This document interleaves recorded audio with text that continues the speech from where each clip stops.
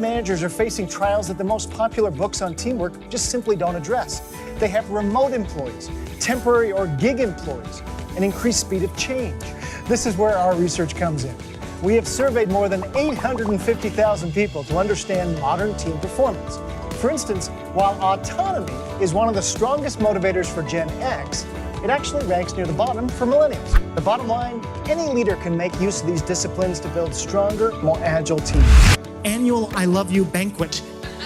Could you commit to that once a year? If this great boss asked you to take on an extra assignment or take on an extra shift, would you have done it for him? Definitely. Definitely. There are days going in where I would just take my hand off the steering column of this old Norton motorcycle and say, yes, I get to go into work today. That's how excited he was. That's culture. So there's an old Aesop fable that says it's better to lead with a carrot than it is with what? Stick, exactly right. Nicely done.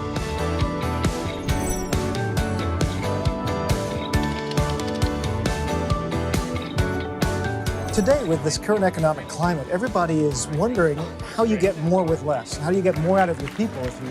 there's not a lot of raises to go around, so we actually get busier in these times.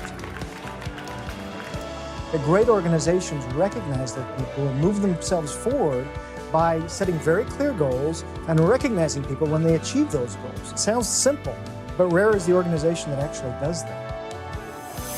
Okay. Oh, nicely done.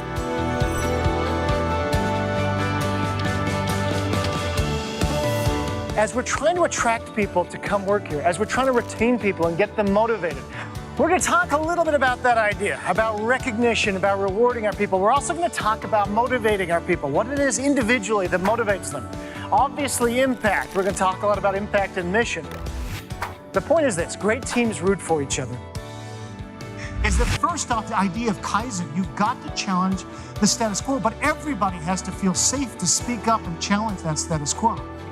So one of the organizations we saw this work with recently is called Bell Helicopter. 80-year-old Bell Helicopter. Mitch Schneider took over in 2015, started with the company as a junior engineer and had 15,000 employees.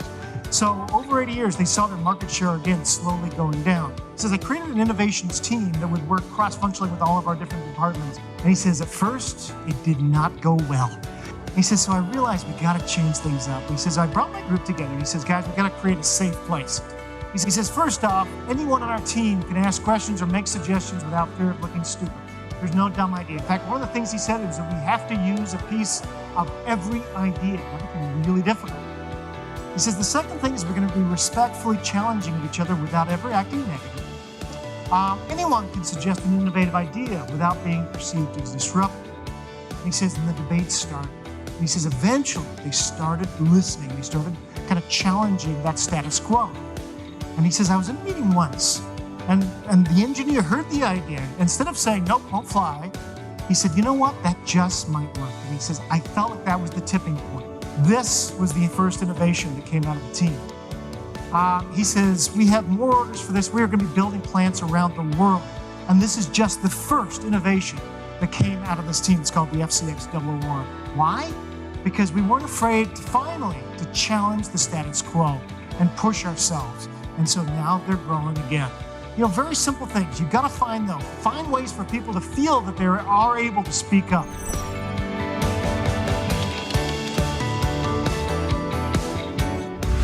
Answers we seek are really simple as you begin this process of finding who you are as a company. Where are we going? And finally, how are we going to get there? You answer those questions for me, and I'm going to be engaged. Nicely done, Bertha.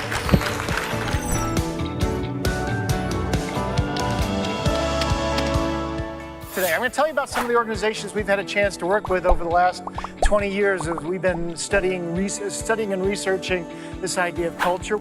The Harvard Business Review, the Wall Street Journal, Fortune magazine have given some real nice credence to our work over the years now. They've said, look, this is no longer the soft side of business. Is there potential locked within your workforce or within yourself? What we've learned about employee engagement will change the way you do business. And we're going to have some fun doing it.